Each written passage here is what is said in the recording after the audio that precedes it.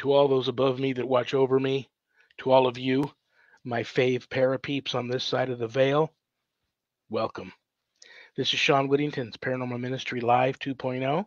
I'm your host, Deacon Shawn Whittington, and I'm a deacon in the United States Old Catholic Church. And I'm coming to you live from my haunted home, my very haunted home where I live.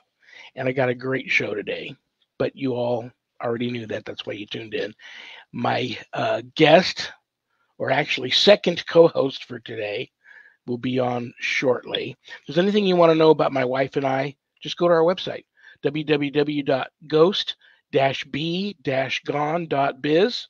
It's all there. My books, my course, place where you can make an appointment to speak with me about your spiritual issues. It's all there.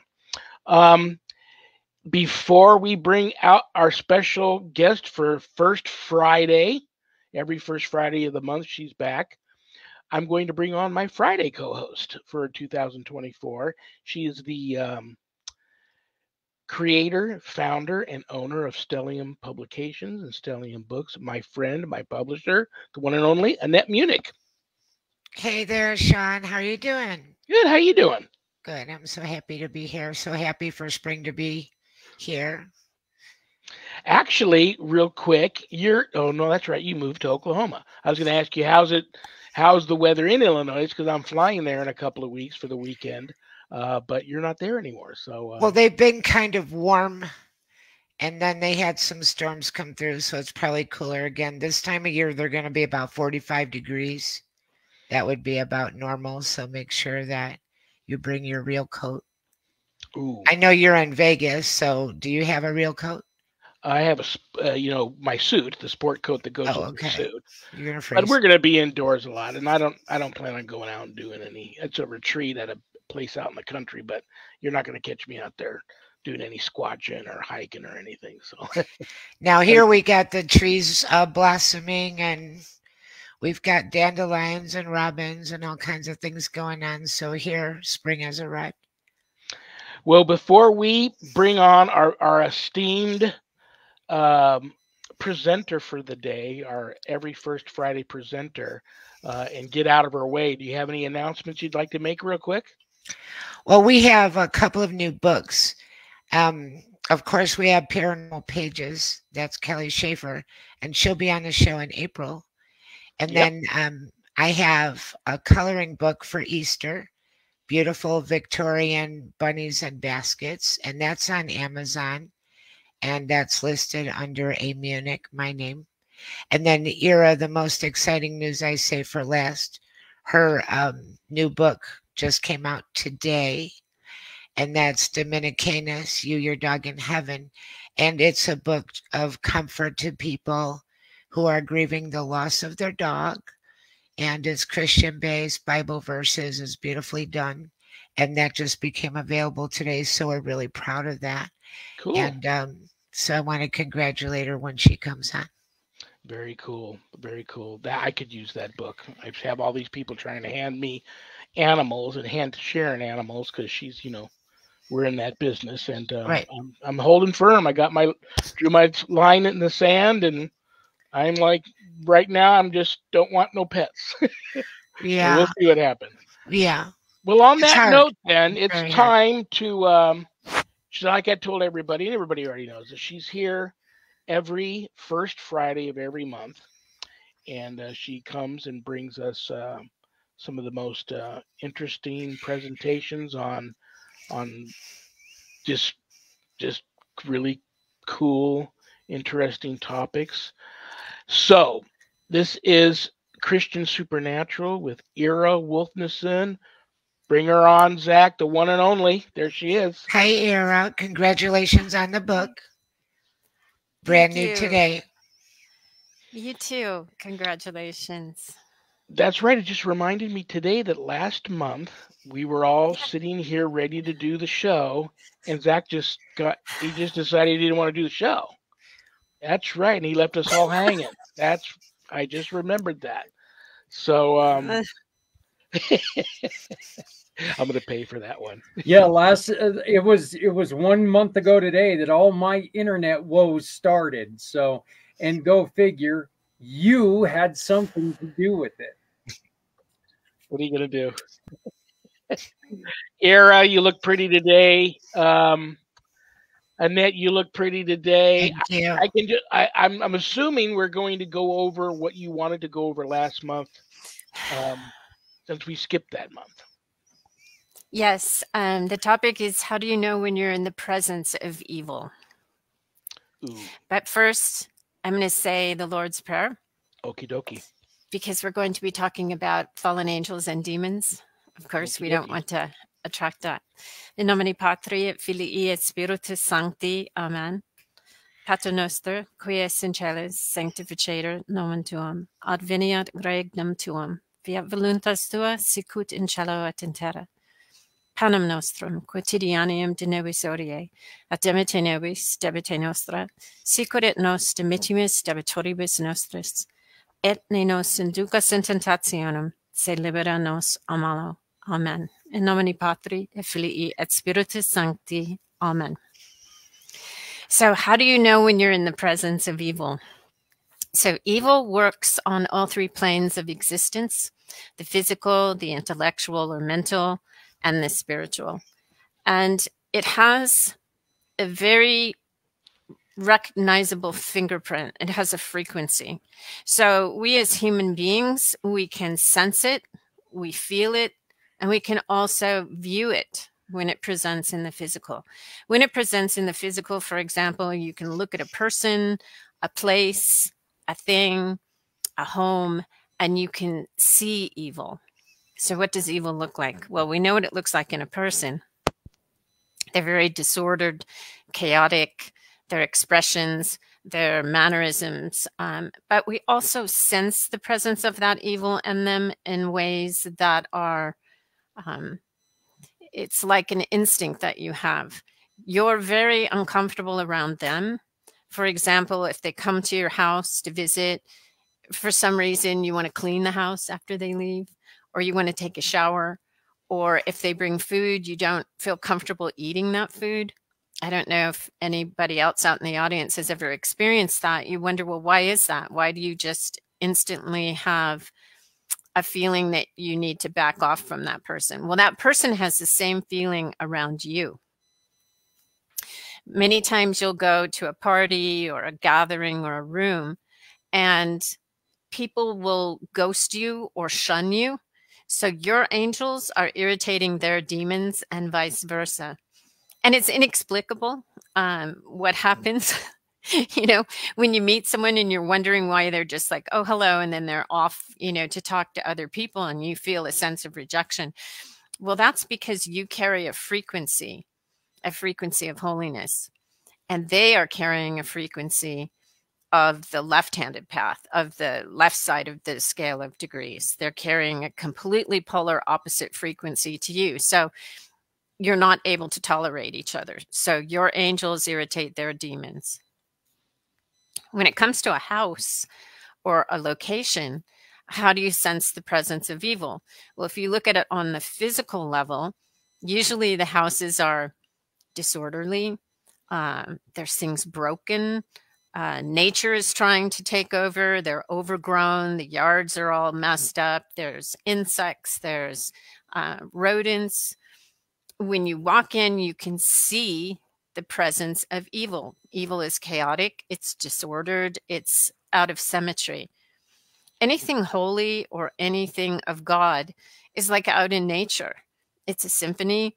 It's very beautiful. It's very balanced. Everything seems to go together perfectly, like in a perfectly woven tapestry. But when you go into a house that is influenced by the presence of evil, you'll see it's a mess. Maybe the people are hoarding now. There's just piles of stuff. It's dirty, and no matter what you do to clean that up, that doesn't always last very long. A lot of the appliances are breaking. The roof is leaking. There's always a lot of problems with water damage, mold.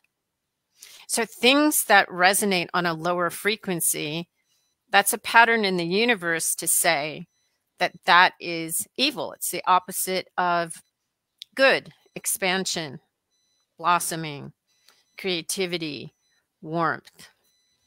So that's a part of the universal symbolism, the language of the birds, or the divine language, the Adamic language. It's all symbolic, and yet the synchronicities of it are very much patterned and wired into the entire universe. So an ordinary human being knows I'm uncomfortable when I'm around a filthy, dirty, messed up, chaotic place or person. A lot of people that are under the influence of evil are really goofy looking. They're really unattractive. I don't know if you've ever noticed, but there are people that just go completely anti-nature. They nothing matches. Everything's all helter-skelter looking, green polka dots with stripes and plaid and primary colors, and nothing matches. And you kind of go, wow, what's wrong with that person? So spiritually, you can feel it. Instinctually, you can feel evil. That's that repulsion that you have to it, or it's the repulsion that they have to you. So there's data points that you look for, and you put them together. So what do you do about it? How do you get evil to leave? Well, if you're in a place, you clean it up, and you keep cleaning it up. Of course, you use prayer and the sacraments, and we know that holy water and holy salt and blessed oil. So you can go in and clean it up that way, but you have to stay on it. Just like prayer is cumulative, you want to stay, as Father Ripperger says, carpet bombing the demons. You want to throw everything you have at it, but you always want to keep cleaning up the house and making the area orderly again. So the diabolic is very much repelled by anything that's orderly or in symmetry or natural, beautiful. So when you're trying to sense the presence of evil in another person, of course, we can look to, the traditional, what are the 5 steps of possession? So you have oppression, obsession, vexation, and then possession, and then somewhere in there is subjugation. And these stages, you'll see it in people addicted to substances, for example, alcoholics.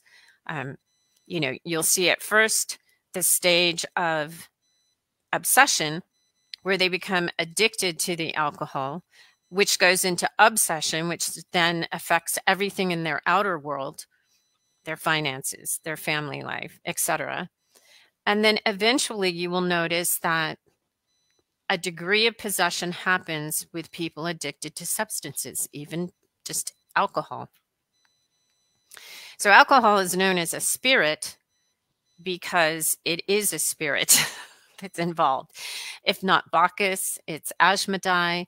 There are many, in the mythology, there are many demons and fallen angels associated with alcohol. Alcohol was used to induce trances and to induce an altered state, of which everybody did the rituals, the occult rituals in ancient times. But when a person is possessed, there's levels of possession. There's possession and then no possession. It's not like a fallen angel or a demon will possess someone and then they're in constant state of craziness. You don't see that. You see the demon rise up, manifest in the person, and then it could be an hour, it could be days, it could be months, it could be years before the demon manifests again. So alcohol, like the occult or any substance abuse, is a doorway. It's another one of those doorways for possession. But before possession happens, you will find oppression, obsession, vexation, subjugation. So when we deal with people like this, we often brush it off with an excuse. Well, the person, it's just a mental illness, or it's just, under the influence of alcohol, or the person's house looks like this and has these issues just because that's a natural way the person is.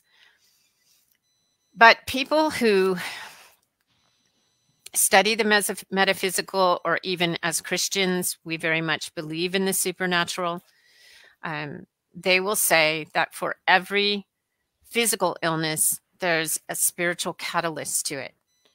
So again, going back to alcohol or drug abuse, We know the gods that induce that. We know about Bacchus. We know about Ashmedai, who first went to Noah, who was planting his vineyard. And Ashmedai said, if you plant this vineyard and you dedicate it only to God, I'll leave you alone. But if you don't, all bets are off. And so we know what happened with Noah, with his family member episode in the tent, because he didn't use it for that. And so that demon actually is a demon of lust. So when we're praying for someone who has a problem with substance abuse, we would pray and cast out, in Christ's name, the demon of lust. So it's not always what you think it is. So as you know, as an exorcist in spiritual warfare, you have to find the precise prayer and the precise title in order to cast something out. And it's the same with the houses. You know, there's a lot of deep thinking and a lot of data point collection and a lot of observation before you simply just walk in there and do what you do. You know, there's a more efficacious way to do it. There's a more a powerful way to do it. Like they say, prayer is very precise. I know that with magic, because I'm an ex-occultist, now Roman Catholic, everything has to be very precise in the words you choose. And when you're in the presence of evil, you want to be able to identify it, choose your prayer and the words of the prayer precisely, and address it correctly. And then it's almost like you hit the center of the target. Oftentimes we wonder why our prayers aren't answered, this or that or whatever. I think as an ex-occultist, I can say, well, in magic, you have to be very precise. But I've also heard that from Catholic exorcists, you have to be very precise. So when we're looking at the presence of evil, let's say online, when we look at AI and you ask AI to create a picture, what we're seeing now, right now, coming out are very beautiful religious paintings, but someone like Mary will have 6 fingers. So 6 is the number of man. It's base consciousness. Why make that one mistake in the entire Renaissance painting? So I can sense the presence of evil in AI simply by observing it. So it might look beautiful. It's a reproduction of a Renaissance painting, and then somebody has 6 fingers. Well, 6 is the number of base consciousness. It's the number of man. And it's also how many fingers and toes the Nephilim had, right? So why is that synchronicity happening? Why is that happening? So we have to be really aware and paying attention to details. So the conversation we're having now, if you're a ghost hunter or a ufologist or a Bigfooter, we also know that, for example, with Bigfooting, objects can be cursed or blessed. So we know that we have blessed objects because we have relics in the church, et cetera, et cetera. But a lot of times people receive these gifts when they go out into the forest. They receive a special stone or a special branch, or the Bigfoot brings them some type of strange object, a tennis shoe or whatever. And oftentimes they'll leave body parts of torn apart animals. And I listen to them, the Bigfooters tell the story, and they all try to speculate on, what is this? Well, as an ex-occultist and as a Catholic, I can look at it and say, well, that's not a gift. But they try to explain it away as a gift and that it's nothing. So by looking at the physical characteristics again, the object itself is not a blessing. If you get a disemboweled animal or a body part of an animal, that's not a gift. I mean, even an animal isn't leaving a gift. When it leaves, you know, the dead rat on the doorstep, they just got tired of eating it and left it there. Or they're leaving it for later, like mountain lions do. But a lot of times in these research groups, they receive objects that if you look at the physical traits, it could be another object that's cursed, for example. They don't know. No one knows. So again, you have to consider the physical traits. You know, what is it that this object looks like? How does it feel?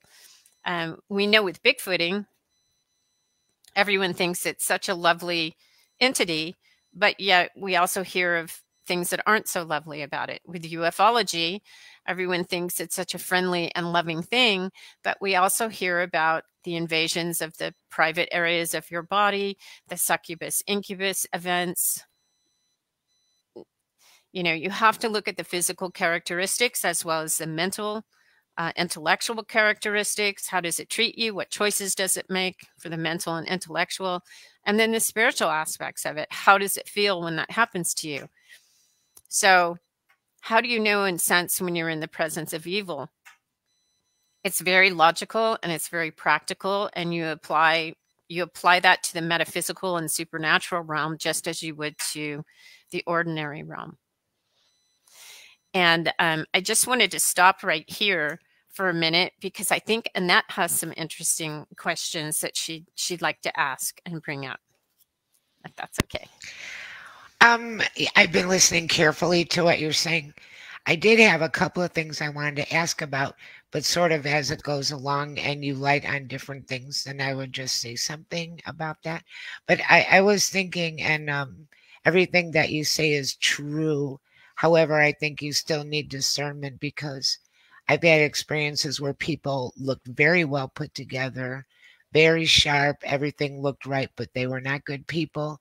And I've known people like my grandmother, for example. She was a widow. She said a rosary every day. She had 6 kids. Her house was kind of ramshackle. She was doing the best she could. And that was one of the best places on earth. The only thing that I want to say is that sometimes, and things aren't what they look like they are at first glance. Something can look like something good. And I think that the devil's good at trying to portray themselves as somebody charming, somebody wonderful in order to get close to you. And sometimes something might not look very shiny or spectacular, but it takes a little while to find out. I think it would be really easy if everything looked like what it was. You know what I'm saying? I think that's what makes it the hard part. And your question? What do you think about that? I think if we generalize, we're walking on a slippery slope, but I think there's always exceptions. Right. For sure. Nothing is completely 100% foolproof. But I think that in general, if you look at the patterns of the universe, you know, if you look out into the way everything is perfectly ordered in the universe, you can't deny the fact that when evil's present, things fall apart because evil is anti-structural. Right. I lived in a place where it was one thing after another that kept breaking down. And that place was an evil place that the people that lived there before us were devil worshippers. We did not know that. And one thing after another fell down. We had termites. You'd fix one thing and another thing would break. And it was like that. And even when we painted it, it's still a kind of dim. It's still a kind of dismal. It seemed like it didn't really lift the place up to the degree that I would hope that it would. So, and also something interesting, like you said about places getting overgrown. This home actually had trees around it that looked like they were trying to grow away from the house. Wow. Unnaturally and not standing straight. And everything that I planted there failed, even bulbs. Nothing wanted to flourish there at all. So, and that, I think that makes sense. If you look at Masaru Emoto's water experiments as well as the rice experiment, so they would take individual specimen containers full of water. Half of the containers would be prayed over with a frequency of high consciousness, meaning joy, love, hope, and the other half were prayed over with very low frequency. Jealousy, envy, anger, fear. The ones that had the base consciousness prayed over them, the anger, fear, jealousy, envy, when frozen, made very fractured, disordered crystals, frozen crystalline structures that were ugly. Those that were prayed over with holiness and beauty and joy created beautiful, magnificent, symmetrical crystals. So we know that we can influence water. We are 72% water, so we are influenced by evil or joy or holiness as well. He also did an experiment with rice where the same thing was done over samples of rice, polar opposite approaches. The samples that were imbued with hatred molded and disintegrated. The samples that were prayed over with holiness and a higher consciousness frequency, the rice did not mold or decompose. So through those two experiments, it's pretty obvious that we can affect matter with our consciousness. Now, as an ex-magician, I know this for a fact. I've done it myself.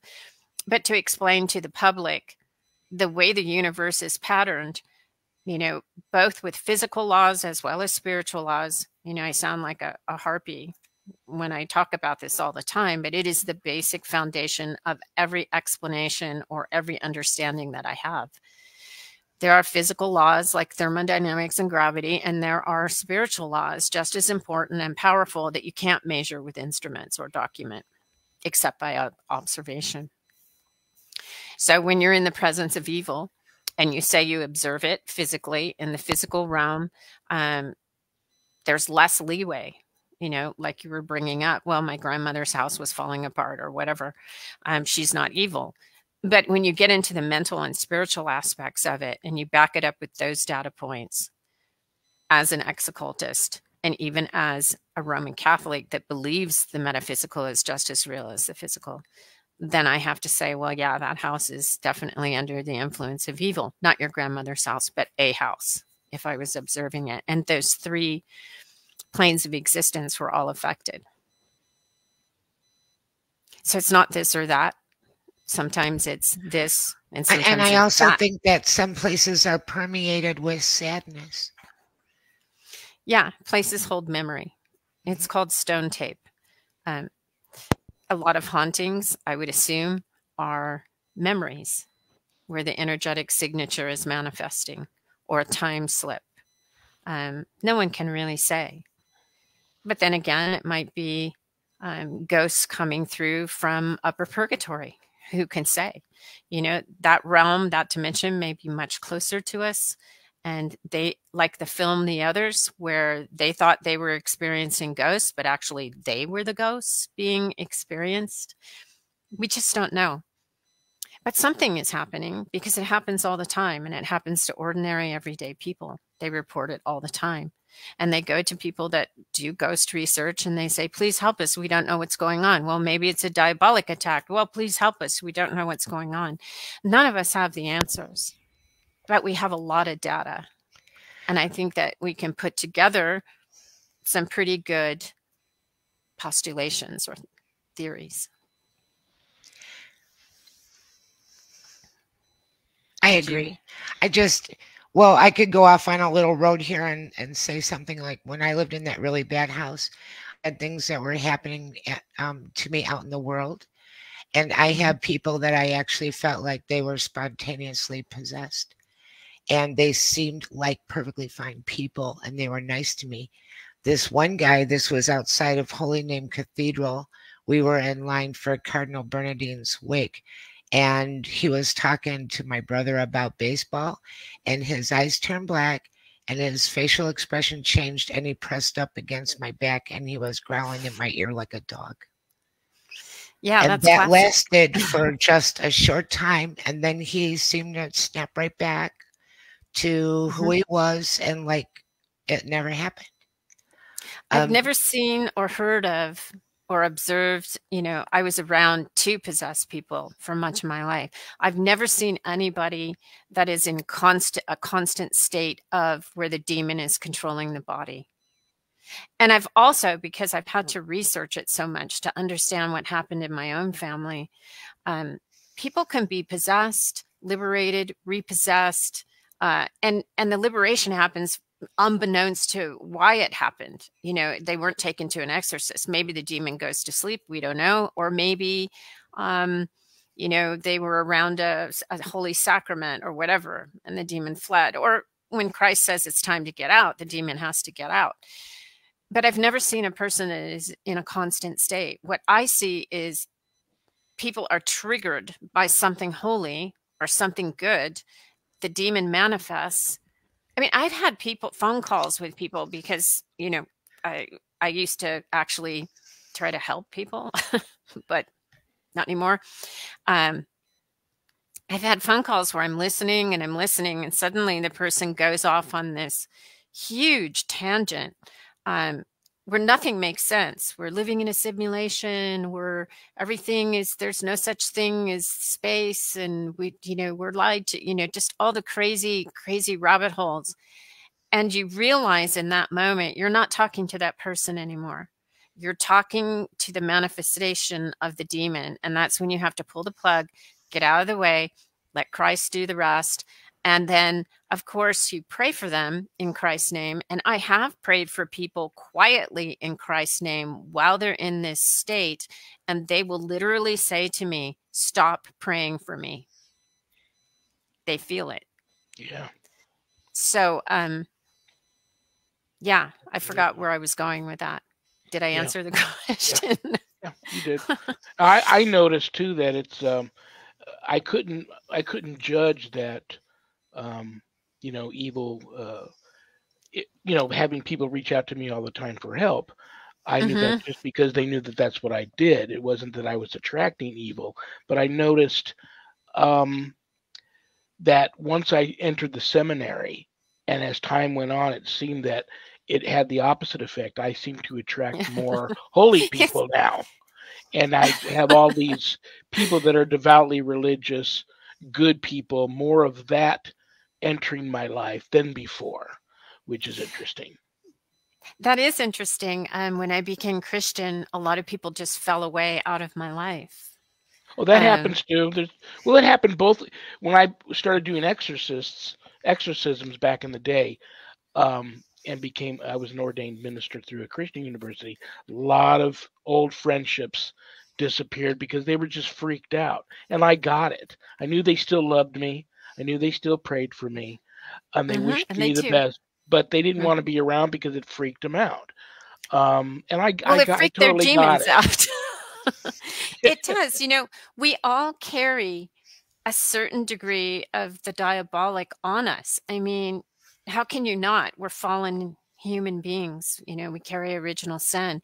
And so that's why it's like constant maintenance. You go to the sacraments, you take Holy Communion, you go to confession, you pray, you try to stay clean, and not be unclean. But we all have them. And so, a person like me, I'm always trying to knock them off consciously.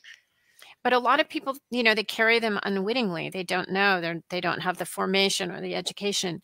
And so these people that you talk about not wanting to be around you, but they still love you, you're irritating their demons, not them.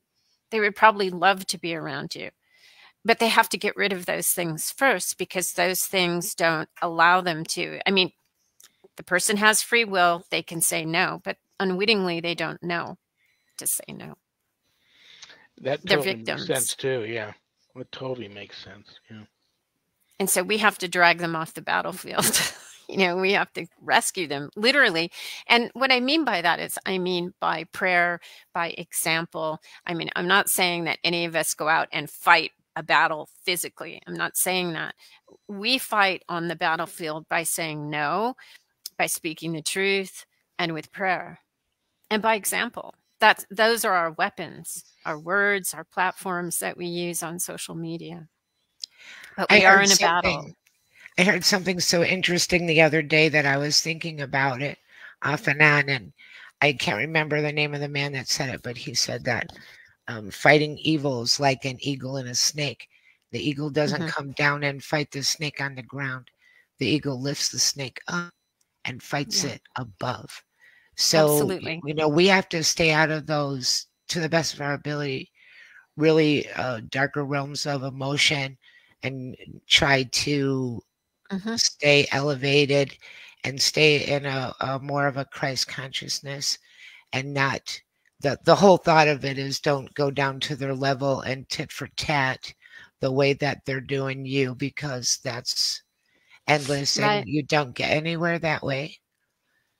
Catholic exorcists say the same thing that high functioning occultists know. When you're dealing with something evil, you remain indifferent. You can't engage with it.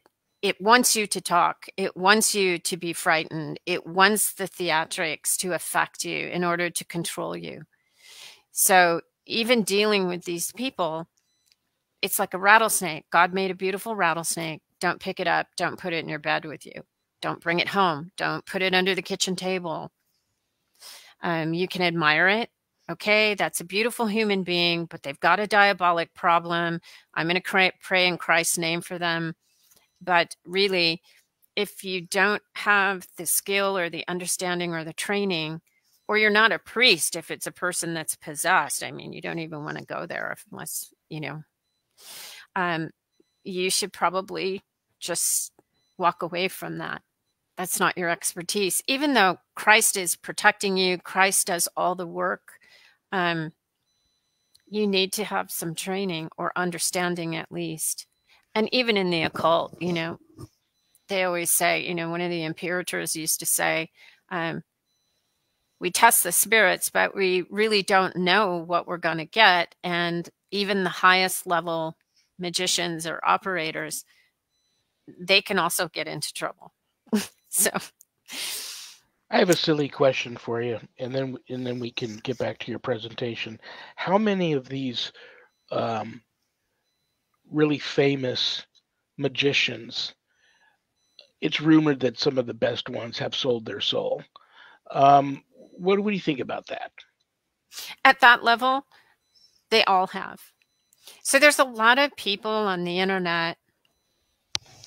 I didn't learn on the internet. I'm 65 years old. Back then, we met in person. We learned from books and from instructors and adepts. So everyone thinks they're doing good. They believe they're doing good. But at the level that you're referring to and that I'm talking about, you have sold your soul to the devil. You may not call it that, but you have made a deal, you've made an agreement, you've exchanged an offering. The problem with that is, even at the highest functioning levels, they know that they don't really name the price. So there's a lot of work to be done constantly to outpace justice, spiritual justice, or what you call karma. They need to continue doing the work.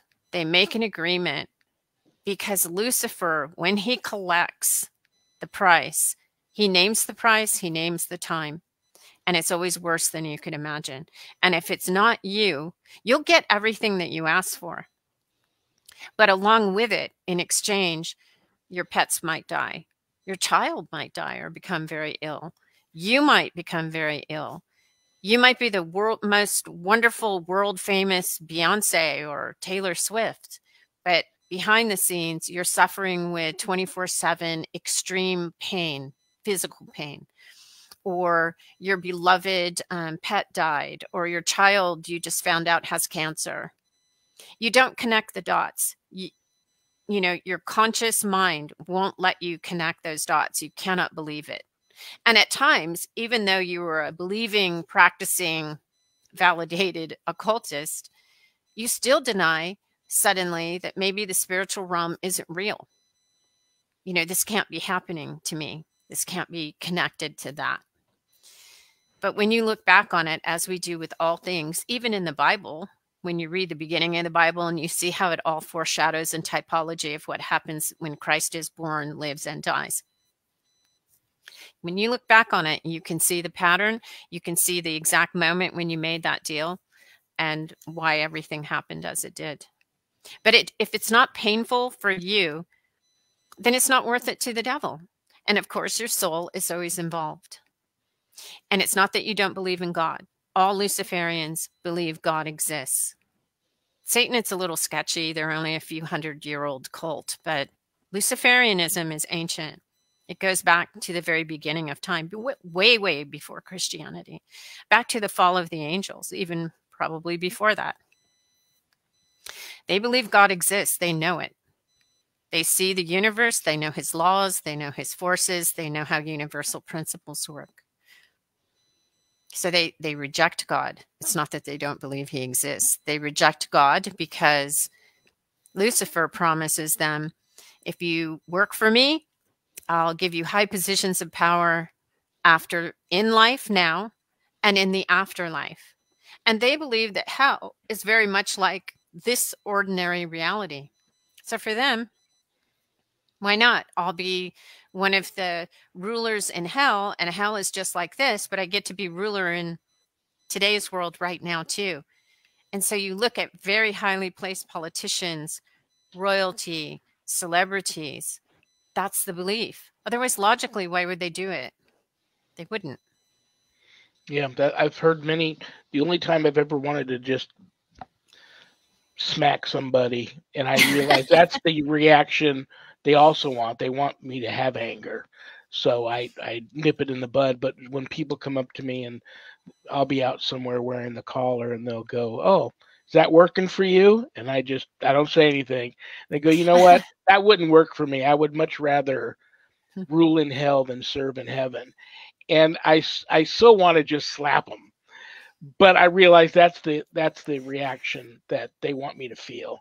And then there's the people that will come up and actually yell at me, God isn't real or Jesus wasn't real, and then just walk off so a matter of factly. And I don't even know this person, so it's just. Always remember, those are the demons influencing them or within them that are saying those things to you. We can't ever stop loving the spiritual being with a soul that God created. And I learned this lesson because my mother and sister were both they were demoniacs. I have another quick silly question for you. I'm sorry to interrupt you real quick. That's okay. What do you think about the there's a new theory out there now that some of these possessed people that have these extreme attachments and are intermittently full on possessed. So there's sometimes when the unclean spirit is manifesting, sometimes not, but it's always there and very much in control. That the longer this possession goes on without an exorcism taking place, this person eventually falls into a state they're referring to as complete integration, where now eventually that soul is moved aside, and the unclean spirit completely takes over the vessel, and now just you have a walking around in a human body, eating, drinking, sleeping, interacting with people, demon. You've asked me that probably 3 times. I probably have. Yeah, I'm sorry. No, it's a fascinating question. It fascinates me. And if I could add something to that question, if you don't mind. Sure.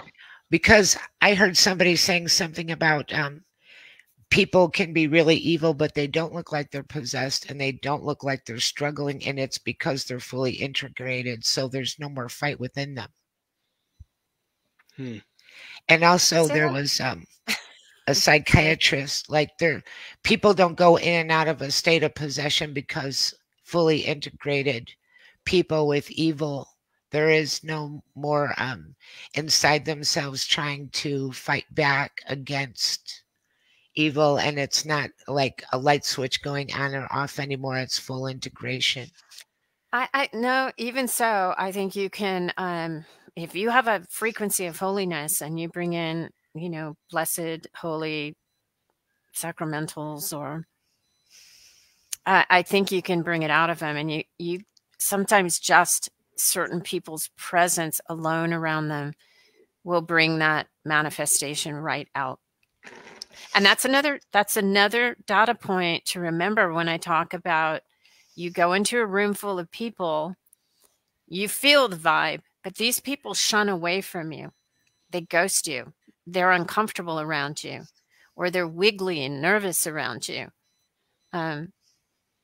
they might look totally integrated and perfectly fine, but if you're if you have Christ in you, it's always all Christ. But if you're in a state of grace and maybe you're carrying a pendant that has holy water from Lourdes in it or something, I don't know what triggers certain fallen angels / demons. It can be different depending on what their faculties are. If it's the demon of lust, something's going to trigger it differently than, say, the demon of envy or the demon of, just name the sin. It depends on what's going to trigger them. But what you were referring to, Shawn, with the people that are under possession, and then finally you were saying the soul is just moved out of the body. No one knows, but I could imagine that God removes the soul out of the body at a certain point and then allows the body to remain, it's like taking the person out of the car and then allowing, the criminal that stole the car to keep driving the car. Interesting. But, yeah. You remove the owner of the car from the dangerous situation. I don't know. I honestly, no one knows. But I believe anything's possible, because with Christ, anything is possible. With the devil, he is limited by God. So what God allows might seem impossible, but it could be possible if God allows something to happen. I mean, the demons and fallen angels have limits. And I know I keep saying fallen angels and demons like they're two different things, because to me, by definition, they are two different things. A fallen angel, clearly we know what that is. A demon is a Nephilim, a demigod, half human, half fallen angel. When they came down on Mount Hermon and went into the daughters of men, they created children. Those children became the Nephilim, the Raphaim, etc., etc. When those demigods, those half human giants, died, their spirits could not go to heaven because they were not created by God. They were created by Satan, Lucifer. And they remain here in this realm. Again, that's why we commingle ghosts as Catholics. The priests will often say, no, it can't be a ghost. It's got to be a diabolic demon or fallen angel masquerading as a ghost. No one really knows, but demons are different than fallen angels. Have I ever asked you if you believed in ghosts? Oh, I absolutely do. Yeah. I couldn't remember if I ever asked you that. Well, as an ex-occultist, one of the disciplines I studied was necromancy. So, of course, yes, I've had personal experiences. The thing is with me, it's not like, when somebody asks me, do you believe this or do you believe that? I pretty much studied almost every occult discipline there is known to man, from the Aleph Bayit all the way to, numerology, tarot, geomancy, Hermetic principles, Hermetic philosophy, alchemy. I mean, the list is so long and so vast. So when people say, do you believe in this or do you believe in that? I absolutely believe in it. I've seen and experienced these things. I didn't just land in one genre and just live there. Oh, so-and-so studies UFOs. That's all they know about is, their predecessors or antecedents research. In the occult, you're like a bird that has to touch down in a million different orders, fraternities. It's a lifetime thing. And actually, it's very much like a polymath. You have to become good at many different things just to be good at being an occultist or being a ceremonial magician. Okay, last silly question. Ghosts, disembodied human spirits. For whatever reason, they didn't cross over. They're haunting a home. The theory is the longer this ghost stays around without someone assisting it to cross over, it's probably pretty lonely and pretty sad to be a ghost. I don't know if they have any sense of time, but they say that the longer these ghosts hang around a place, they tend to start behaving in a malevolent manner because of that loneliness and that sadness, and they're not in heaven, and they can't enjoy this realm because they're not of this realm. And then the next step is they attract the demonic, or if there is the demonic around, the demonic can easily manipulate and control that disembodied human spirit and trap it. Oh my gosh, three different scenarios went through my head. Are they in hell and they're already under the influence of the diabolic, and the diabolic uses deceased spirits of human beings? I don't know. I don't have the answer. Are they in purgatory? And when you say they haven't crossed over, if you don't go to heaven, you haven't crossed over. But if you're dead, you've crossed somewhere into a dimension. Where are you? Do people go into, St. Thomas Aquinas and Augustine, pondered Gehenna and, purgatory and hell and the many levels of it. There's Abraham's bosom, there's the limbus, there's absolute hell at the very bottom of this cornucopia shaped dimension, which is called purgatory. But at the bottom, it's hell. The higher up you are, the more pleasant it is. So you might be in a place with hills and valleys, and it's very nice, and it's very close to this dimension. So we see something bleeding in and out of our dimensions as the forces collide. I don't know. I don't have that answer. But they say that the worse your sins and your atrocities against other human beings were, you go lower and lower and lower and lower. So the 200 fallen are chained in darkness at the very bottom in the pit, right? So you got Asmodeus and, everybody else who fell with the 200 fallen, because that was one of the most heinous things, the fallen angels ever did. But if you're someone like Adolf Hitler or, one of these people that just did horrific atrocities, you're going to go to a much lower, and as it goes down, narrow, because allegedly less people do those things. So I can see the metaphor of the symbology of how it's patterned. But you would go down to a level where there are others that committed the same level of atrocity, and that's your existence. I mean, can you imagine if you were a pedophile and you were thrown into a place where everyone was pedophiles and they were all, attacking each other in that way? Or as the levels go up, it becomes less and less and less sinful or less atrocious. Yeah. They say when unbaptized babies pass away, they go to limbus, which is like right on the edge of getting into the first level of heaven. As the mythology speaks to us, the 7 levels of heaven, 1, 2, 3, 4, 5, 6, 7, all good children go to heaven. And we also hear about 7 levels in, a number of perfection. We hear about 7 levels in just about everything when it comes to heaven: prayer, meditation. I think it was St. Teresa who said there are 9 levels of prayer.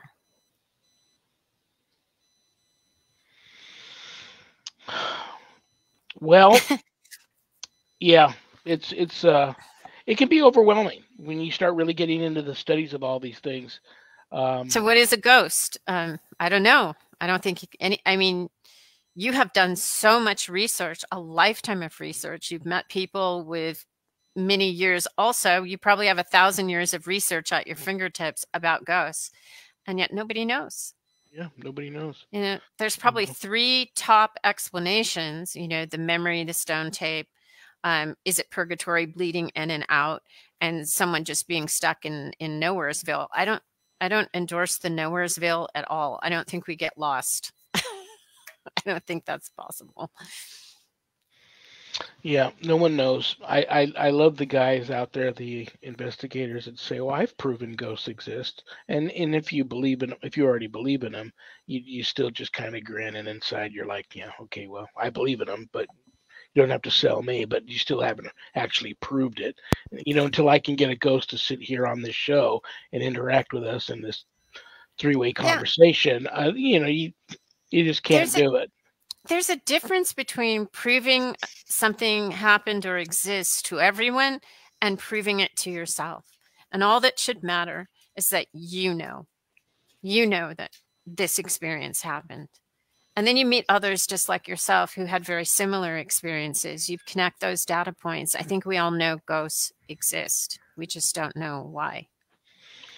I think it's kind of like Albert Einstein, everything's energy, and that's at the bottom of everything or at the top of everything if you want to look at it that way.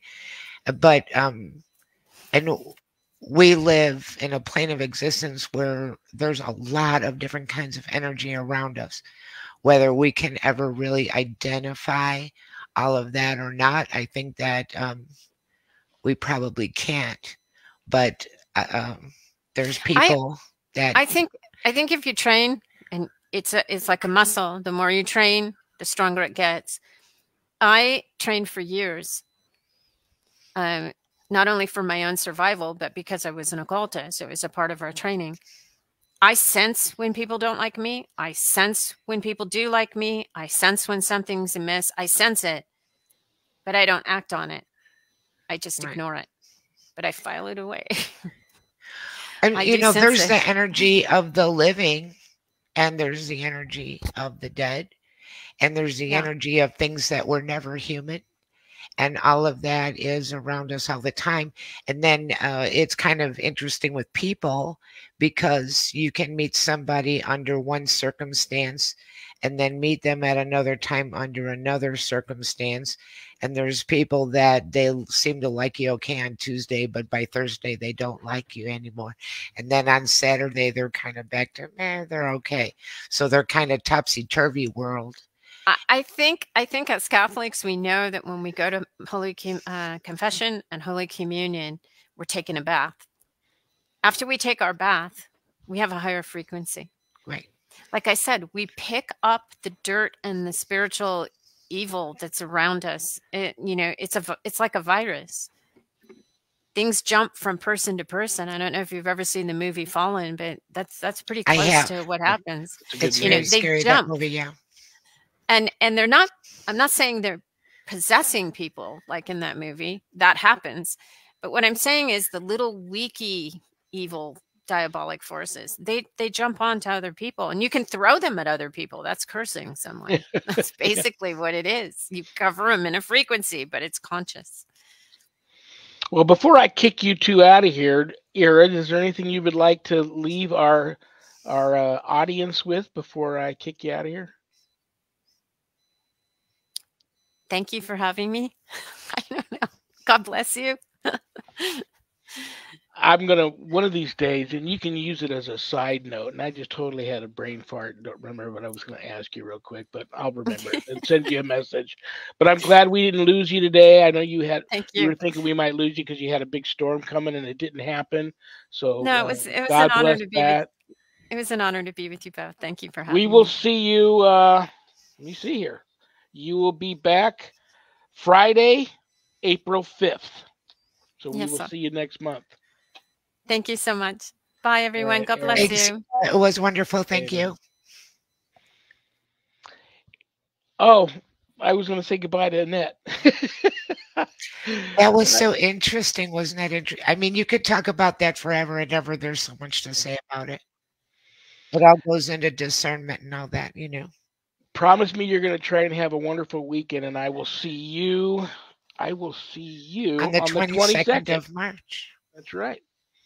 Have a great weekend. I love you. I'll talk to you later. You too. I will talk to you later. Goodbye to the audience. Have a great week. Bye. Bye-bye. All right, brothers and sisters. If you want to know anything about the church I belong to, United States Old Catholic Church, go to their website, usocc.org or bishopjameslong.com. We've got night prayer. We've got Bible study. The links to those are there.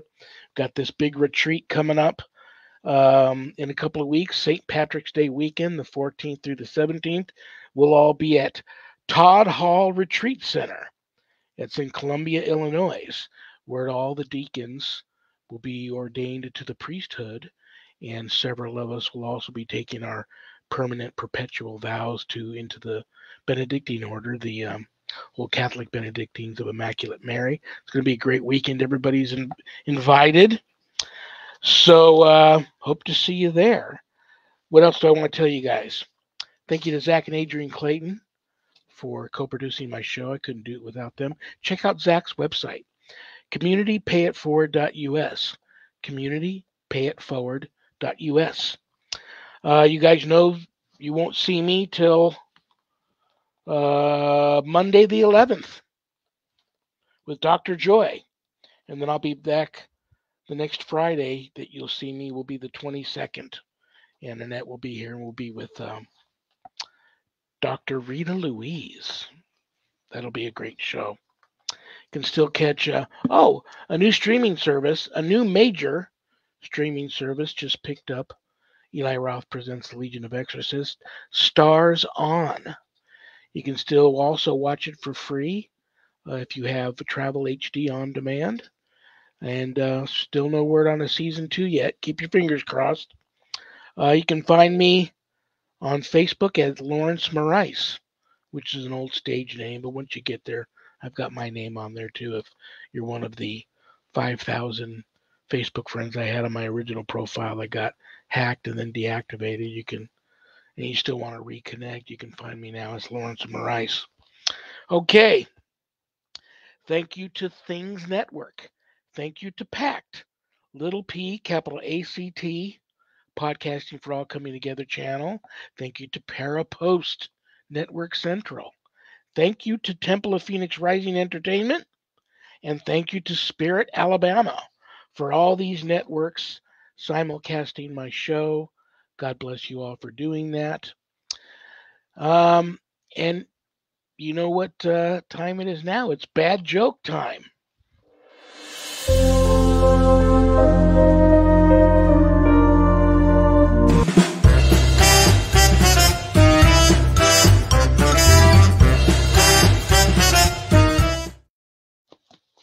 I'm going to pull a bad joke that one of you sent in out of this haunted carnival barker hat.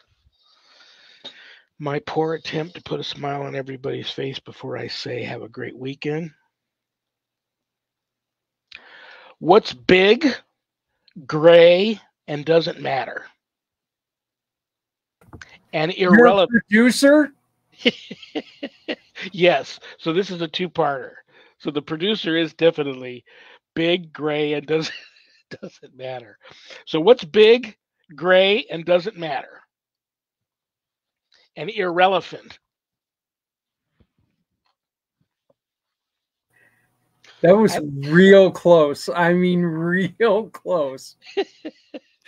All right, guys. I love you all. Good night, dog. Good night, Danny. Good night, Jack. Good night, Harold. Rest in peace. Good night, Ernie. Good night, Bill. Good night, Dan. God bless you all in the name of the Father and the Son and the Holy Spirit. Peace.